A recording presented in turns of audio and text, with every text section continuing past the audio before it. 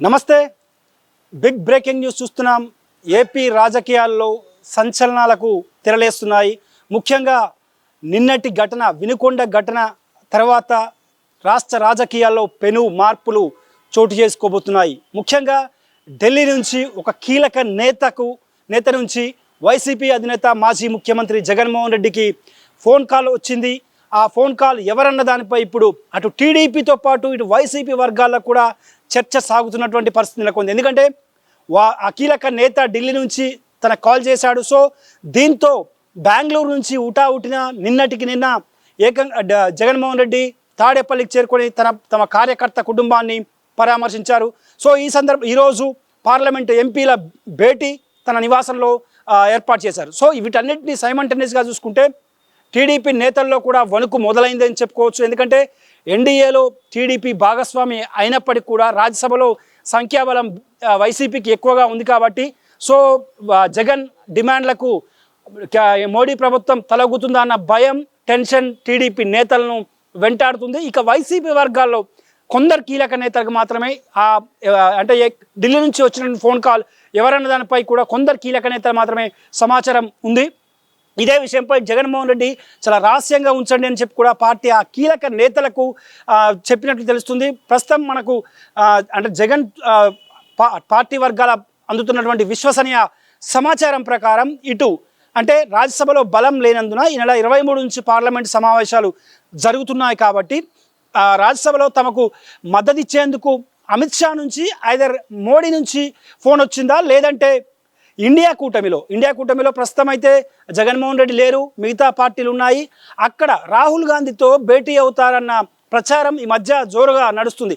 కొన్ని వార్తా ఛానళ్ళు కావచ్చు, సోషల్ మీడియా కావచ్చు, జగన్ వైఎస్ఆర్ కాంగ్రెస్ పార్టీని కాంగ్రెస్ పార్టీలో మెర్జ్ చేస్తారు.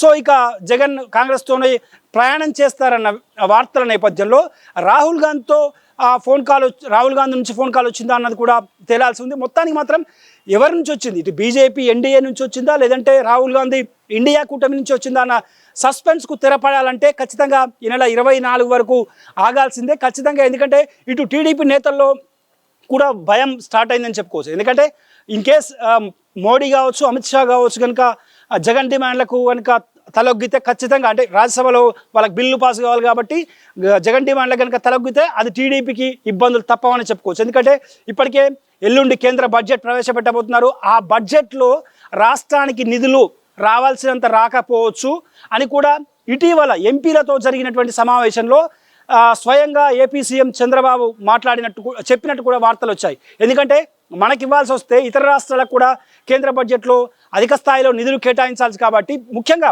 ఒడిశా ఉంది. ఒడిశా ప్రత్యేక హోదా కోరుతుంది. ఇప్పటికీ ఆ అసెంబ్లీ తీర్మానం చేసింది. ఒడిశా కూడా ఎన్డీఏలో కీ రోల్ కాబట్టి ఖచ్చితంగా వాళ్ళకు కూడా ఇవ్వాల్సి వస్తుంది. సో ఎక్కువగా నిధుల కోసం పట్టుబట్టకండి అని పార్టీ ఎంపీలకు చంద్రబాబు చెప్పినట్లు కూడా ఈ మధ్య వార్తలు వినిపించాయి. సో ఇటువంటి పరిణామాల నేపథ్యంలో జగన్ దీన్ని అడ్వాంటేజ్గా తీసుకునేటువంటి అవకాశం ఉంది. ఓడిపోయిన తర్వాత తొలిసారి జనంలోకి వచ్చిన జగన్ నిన్న వినుకొండ పర్యటనలో ఇసుకేస్తే రాలనంత జనం ఆయన పర్యటనకు రావడం జరిగింది. అయితే పోలీసులు పెట్టినటువంటి అడుగడుగున ఆంక్షలు, ఇబ్బందులు, పార్టీ నేతలను ఎక్కడికక్కడ కట్టడి చేయడం, పార్టీ కార్యకర్తలను రాకుండా చేయడం, ఎన్ని అడ్డంకులు సృష్టించినప్పటికీ జగన్కు గత ఎన్నికల్లో ఏ విధంగా అయితే ప్రచార సభల్లో వచ్చిన జనం కూడా నిన్న అదే స్థాయిలో రావడం కూడా కొంత రెట్టింపు ఉత్సాహాన్ని ఇచ్చినట్లు అయినదని చెప్పుకోవచ్చు. వైసీపీ నేతలకు ఒక బూస్టప్గానే చెప్పుకోవచ్చు. ఎందుకంటే ప్రభుత్వం ఏర్పడి కేవలం 45 రోజుల్లోనే ఇంత వ్యతిరేకతను అంటే చంద్రబాబు ప్రభుత్వం కూడగట్టుకుందన్న అనుమానాలు కూడా రాజకీయ వర్గాల్లో నడుస్తున్నటువంటి నేపథ్యం. సో ప్రస్తుతం ఢిల్లీ నుంచి ఎవరైతే కీలక నేత ఉన్నారో ఆ కీలక నేత నుంచి ఫోన్ కాల్ ఇప్పుడు ఇటు వైసీపీ నేతలను అదేవిధంగా టీడీపీ నేతల్లో ఆందోళన, కలవరం మొదలైందని చెప్పుకోవచ్చు. సో మొత్తం మీద జగన్ కాల్ చేసింది ఎవరు, అంటే ఎటువంటి స్టెప్ తీసుకోబోతున్నారు, ఒకవేళ మోడీ ఐదర్ అమిత్ షా నుంచి ఫోన్ కాల్ వస్తే ఎటువంటి డిమాండ్స్ వాళ్ళ ముందు పెట్టబోతున్నారు, లేదంటే రాహుల్ గాంధీ కనుక నిజంగానే కాల్ చేసి ఉంటే సో అటువైపు నుంచి ఇండియా కూటమి కూడా దాదాపు నెక్ టు నెక్ ఫైట్లో ఉంది కాబట్టి సో అటువైపు నుంచి ఎటువంటి సహకారం తీసుకుంటారన్నది కూడా ఆసక్తికరంగా మారింది. మొత్తానికి నిన్నటి వినుకొండ టూర్తో ఒక రకంగా ఏపీ రాజకీయాలనే షేక్ చేస్తున్నారు జగన్మోహన్ రెడ్డి అని చెప్పుకోవచ్చు. ఇంత తక్కువ టైంలో అంటే 151 సీట్ల నుంచి కేవలం 11 సీట్లకు పడిపోవడం, అది కూడా ప్రతిపక్ష హోదా కూడా దక్కకపోవడం, కానీ 45 రోజుల్లో మళ్ళీ పుంజుకొని యాక్టివ్ అయ్యి ప్రజల్లోకి వెళ్ళడం అనేది మామూలు విషయం కాదు. ఎందుకంటే దాదాపు 6 నెలలు అంటే ఆ డిఫీట్ని తట్టుకోవాలంటే కనీసం అట్లీస్ట్ 6 నెలలైన సమయం పడుతుంది. ప్రభుత్వంపై విమర్శలు చేయాలన్నా, ప్రభుత్వంపై ప్రజల్లోకి వెళ్ళాలన్నా 6 మంత్స్ టైం పట్టేటువంటి అవకాశం ఉంది. కానీ జగన్మోహన్ రెడ్డికి అనూహ్యంగా టీడీపీ అవకాశం ఇచ్చిందని చెప్పుకోవచ్చు. మాచర్ల మాజీ ఎమ్మెల్యే పిన్నెల్లి రామకృష్ణారెడ్డి విషయంలో కొంత అంటే పబ్లిక్ లైట్ తీసుకున్నప్పుడు కూడా నిన్నటి వినుకొండ మర్డర్ను మాత్రం చాలా ప్రజల్లో చర్చకు తెరలేపింది. జగన్ వెళ్ళినటువంటి ప్రతి చోట జనసందోహంగా మారింది. వినుకొండలను అయితే ఇక ఇసుకేస్తరాలంతా జనం వచ్చారు. సో ఇప్పుడు ఎన్డీఏ ఐదర్ ఇండియా కూటమి, ఈ 2 కూటమిల్లో జగన్ ఎటువైపు మొగ్గు చూపుతారన్నది కూడా ఆసక్తికరంగా మారింది. మొత్తానికి కనుక చూసుకుంటే టీడీపీ కూటమి నేతల్లో మాత్రం ఒక భయం అయితే స్టార్ట్ అయింది.